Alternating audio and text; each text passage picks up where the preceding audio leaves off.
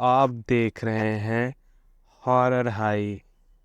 तो चलिए आज की कहानी की शुरुआत करते हैं। अगर कहानी पसंद आएगी दोस्तों तो चैनल को सब्सक्राइब ज़रूर करिएगा। आज की कहानी मुझे शेयर की है राजेश जी ने। तो चलिए इस कहानी की शुरुआत करते हैं। सारी तैयारी करने के बाद जब मैं बाइक लेकर घर से निकला तो वक्त हो रहा था सुबह के 9 बजे का।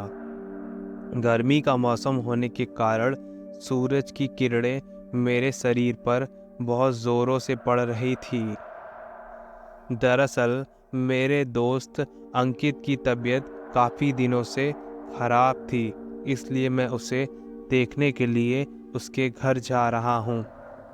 अंकित का घर मेरे घर के से 50 किलोमीटर की दूरी पर है और एक दूसरे शहर में है। घर से निकलते वक्त मैं एक बार सोच रहा था कि ट्रेन से चला जाऊं, मगर मुझे घर में काम था और ट्रेन के चक्कर में मैं अगर फंस गया तो आज लौट नहीं पाऊंगा, जिस कारण मैं बाइक से ही जाना बेहतर समझा।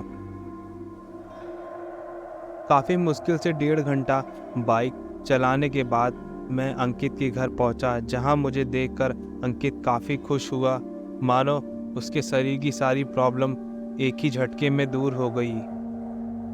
मुझे भी अंकित को देखकर काफ़ी अच्छा लगा। बात करते करते कब 2 घंटे गुजर गए पता ही नहीं चला, जिसके बाद अंकित की मम्मी ने हमारे लिए खाना पीना सारी व्यवस्था कर दी। अंकित ने कहा, राजेश यार कहाँ तुम, इतनी शाम हो रही है, अब कहाँ तुम निकल जाओगे? तुम या तो एक काम करो ना, तुम सुबह चले जाना। पहले तो मैंने भी सोचा कि हाँ आज मैं यहीं रुक जाता हूँ, लेकिन घर पर मुझे काम होने की वजह से मैंने अंकित से कहा कि यार नहीं अंकित, मुझे निकलना पड़ेगा, घर पर थोड़ा काम है और घर पर मम्मी भी अकेले हैं। तो मैं अंकित के घर से निकल गया। अंकित के घर से निकलने वाले रास्ते पर एक ट्रेन का रेलवे क्रॉसिंग पड़ती थी, जो कि बंद थी। उस रेलवे क्रॉसिंग को देखकर मैंने मन ही मन कहा, आज अगर मैं रुक जाता तो ज़्यादा ही सही रहता, क्योंकि आधा घंटा तो मेरा यहीं बीत जाएगा। जब मैं आसपास के लोगों से पता किया तो पता चला कि 2 ट्रेनों की एक साथ क्रॉसिंग पड़ चुकी है और अब फाटक खुलने में समय लग सकता है, लेकिन मैं अब कुछ कर भी नहीं सकता था और दूसरा रास्ता था भी नहीं। तो मैं चुपचाप खड़ा होके फाटक खुलने का इंतज़ार करने लगा। तकरीबन 45 मिनट बाद इंतज़ार करने के बाद फाटक खुला तो मैं अपनी बाइक 2 गुनी स्पीड से भगाने लगा। मैं अपना गुस्सा अपनी बाइक के ऊपर ही निकाल रहा था और अच्छी खासी स्पीड से बाइक चला रहा था। 15 मिनट तक उस फाटक के रास्ते से दूर मैं एक सुनसान हाईवे पर आ चुका था, जहां अंधेरा बहुत ज़्यादा था और उस अंधेरे ने मुझे चारों ओर से घेर लिया था। मैं अभी उसी सुनसान रास्ते पर आगे बढ़ ही रहा था कि मुझे मेरी बाइक में कुछ प्रॉब्लम हुई लगती हुई पता चली और मुझसे एक आदमी ने उसी समय लिफ्ट मांगा और उस आदमी ने मुझसे कहा कि बेटा मुझे आगे गांव की तरफ छोड़ देना। लेकिन मैंने उससे कहा कि मेरी गाड़ी खराब हो चुकी है दादा। तो वो आदमी आगे की तरफ जाने लगा, लेकिन मेरी गाड़ी जब मैंने देखा तो मेरी गाड़ी में कुछ भी खराबी नहीं हुई थी और मेरी गाड़ी बिल्कुल सही थी। लेकिन मैंने मन ही मन सोचा कि यार इसको लिफ्ट दे दूं क्या, लेकिन मैंने ये सोचा कि ये पता नहीं कैसा इंसान हो और रात बिरात का टाइम है, मैं इसको लिफ्ट कैसे दे सकता हूँ। तो मैंने उसे लिफ्ट नहीं दी और मैंने अपने घर के लिए मैं आगे बढ़ा। उस रास्ते पे मानो कोई भी आदमी दिखाई ही नहीं दे रहा था और वो रास्ता बहुत ज़्यादा डरावना लग रहा था। लंबे लंबे पेड़ों के कारण चांद की हल्की सी रोशनी में बस मेरी बाइक की हेडलाइट की ही रोशनी दिख रही थी और चारों तरफ अंधेरा ही अंधेरा। मैंने तकरीबन आधा सफ़र तय कर लिया था, जिस कारण अब मुझे थोड़ा अच्छा फील हो रहा था। मैं अभी आगे ही बढ़ रहा था, बाइक एकदम से अचानक बंद पड़ गई। बाइक को इस तरह बंद होता देख मैं चौंक गया और दोबारा से बाइक स्टार्ट करने की कोशिश करने लगा। मैंने काफ़ी बार एक और सेल्फ मारा, लेकिन बार बार मैं नाकाम हो जा रहा था। मैंने पेट्रोल भी चेक किया कि बाइक में पेट्रोल है कि नहीं, लेकिन बाइक में काफ़ी पेट्रोल था। मेरी बाइक को क्या हुआ ये मुझे समझ नहीं आ रहा था। निराश होकर मैं बाइक से उतरा, इधर उधर मदद के लिए देखने लगा, पर अंधेरे और कुछ भी नहीं। उस सुनसान रास्ते पर खुद को अकेला पाकर मैं अब थोड़ा डरने लगा था, जिस कारण मैंने मन ही मन में कहा, यहाँ खड़े होकर कुछ नहीं होगा, थोड़ा आगे जाकर किसी से मदद लेकर आता हूँ। जिसके बाद मैं बाइक को वहीं लॉक किया और मदद की तलाश में इधर उधर देखने लगा और आगे बढ़ने लगा। उस सुनसान सड़क पर इतना सन्नाटा फैला हुआ था कि मेरे कदमों की आवाज़ भी हल्की हल्की सी आ रही थी। तभी मुझे एक दूर पेड़ों के बीच में एक हल्की सी चमक दिखाई दी। मैंने देखा कि थोड़ी ही दूरी के रास्ते पर और किनारे पर एक छोटी सी झोपड़ी बनी हुई है। मैं जल्दी से उस झोपड़ी के पास गया और दरवाज़ा पीटने लगा। थोड़ी देर दरवाज़ा पीटने के बाद दरवाज़ा खुला तो मेरे होश उड़ चुके थे। मैं एकदम से सहम गया, क्योंकि जिस आदमी ने दरवाज़ा खोला वो इंसान कोई और नहीं बल्कि वही बुज़ुर्ग आदमी था जो थोड़ी देर पहले मुझसे लिफ्ट मांग रहा था। उसे मैंने देखा वहाँ पर और मुझे कुछ समझ में नहीं आ रहा था कि ये इतनी जल्दी यहाँ कैसे पहुँच गया। मैं तो बाइक से आया और ये तो पैदल आया, और अगर ये किसी गाड़ी से भी आया तो इसको तो मेरे बाद आना चाहिए था ना। मैं उसको देखकर बहुत सहमा सहमा सा लग रहा था और मुझे शर्म भी आ रही थी कि मैंने अब इस बुजुर्ग आदमी से मैं क्या बोलूँ, मैंने इसको लिफ्ट नहीं दी।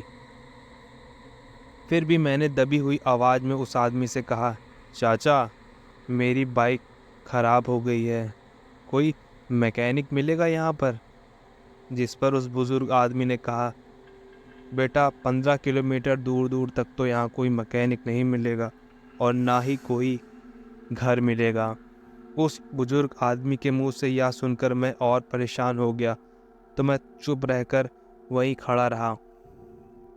उस आदमी ने मुझसे कहा, बेटा तुम एक काम करो, तुम आज रात यहीं रुक जाओ, सुबह होते ही किसी से मदद मांगकर तुम चले जाना। अब उस बुजुर्ग को ना लिफ्ट देने की गलती मुझे बहुत ही शर्मिंदा कर रही थी। मुझे बहुत ज़्यादा अफसोस हो रहा था कि मैंने किसी नेक इंसान की मदद नहीं की। लेकिन मेरे दिमाग में ये भी बात चल रही थी कि ये आदमी मुझसे पहले कैसे आ गया, लेकिन खैर किसी तरह आया होगा। अब मेरे पास कोई दूसरा रास्ता भी नहीं है, इसलिए मैं अब रुकने को तैयार हो गया। जिसके बाद मैंने बंद पड़ी बाइक को ढकेलकर उस बुजुर्ग आदमी के घर के बाहर लगा दिया और अंदर करके चला गया। जब मैं उसके घर के अंदर गया तो मैंने देखा कि उसके घर में अंदर बस एक चारपाई है और कुछ भी नहीं। बिजली भी नहीं थी और एक लालटेन था, वो भी बहुत दूर पड़ा हुआ था। उस बुजुर्ग आदमी ने दरवाज़ा झट से बंद कर लिया, मानो वह कब से मेरे आने का ही इंतज़ार कर रहा हो। दरवाज़ा बंद करने के बाद उस बुजुर्ग आदमी ने मुझसे कहा, बेटा तुम बैठो, मैं तुम्हारे लिए खाना लगाता हूँ। भूख तो काफ़ी मुझे भी लग चुकी थी, क्योंकि मैं काफ़ी देर से बाइक चला रहा था। खाना पीना हो जाने के बाद उस बुजुर्ग आदमी ने मुझे खाट पर सोने को कहा और खुद दूसरे रूम में चला गया। थका होने के कारण नींद ने मुझे तुरंत अपनी आगोश में ले लिया। फिर काफ़ी रात में एक आवाज़ के साथ मेरी आँख खुली। बहुत ज़ोर से बदबू आ रही थी। जब मैं उठा और अपनी आंख मसलकर इधर उधर देखा तो वो देखकर मेरी हालत खराब हो गई। मैं एकदम से चौंक गया और उठकर बिस्तर पर बैठ गया। दरअसल अब ये घर पहले जैसा नहीं रहा था। अब ये घर पूरी तरह से खंडहर बन चुका था और ज़मीन पर चारों तरफ इंसानी शरीर के टुकड़े ही टुकड़े पड़े हुए थे। अब मुझे समझ आ गया था कि वो बुजुर्ग आदमी इतनी जल्दी यहाँ कैसे पहुँच गया, क्योंकि वो इंसान नहीं बल्कि कोई प्रेत है। मैं किसी तरह खाट से नीचे उतरकर धीरे से वहाँ से भागने की फिराक में था। मैंने सोचा कि वो आदमी अंदर सो रहा है, तब तक मैं यहाँ से भाग लेता हूँ। मैं वहाँ से भाग ही रहा था, तभी पीछे से आवाज़ आई, कहाँ जा रहे हो? मुझे बेवकूफ़ बनाकर जा रहे हो? मैं जैसे ही पीछे पलटा तो मेरा दिमाग एकदम से थम सा गया। दरअसल ठीक पीछे वही बुजुर्ग आदमी खड़ा था और अब उसका चेहरा पूरी तरह से शैतानी चेहरे में बदल चुका था और उसके मुंह से खून टपक रहा था। मैं अभी भी वहीं खड़ा था, तभी वो शैतान एकदम से मेरे करीब आ गया और मेरा गला दबाने लगा। तभी मुझे याद आया कि अंकित की मम्मी ने मुझे बजरंगबली के प्रसाद के साथ एक माला दी हुई है। मैंने तुरंत वो माला निकाली और अपने हाथ में पहन लिया।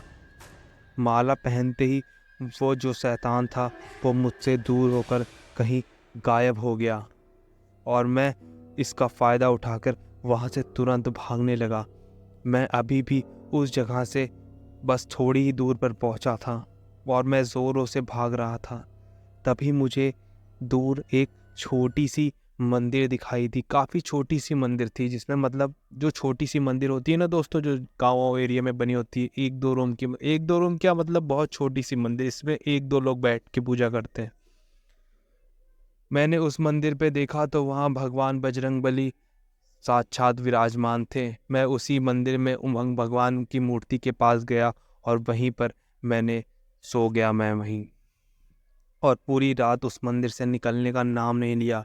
पूरी रात उस मंदिर में गुजारने के बाद सुबह कुछ आदमियों को देखकर मैं अपनी बाइक के पास आया तो मेरी बाइक एकदम सही हो चुकी थी, मगर मुझे ये नहीं पता चला कि वो शैतान आखिर कौन था और जहाँ पर उसका घर था वहाँ पर कुछ भी नहीं था।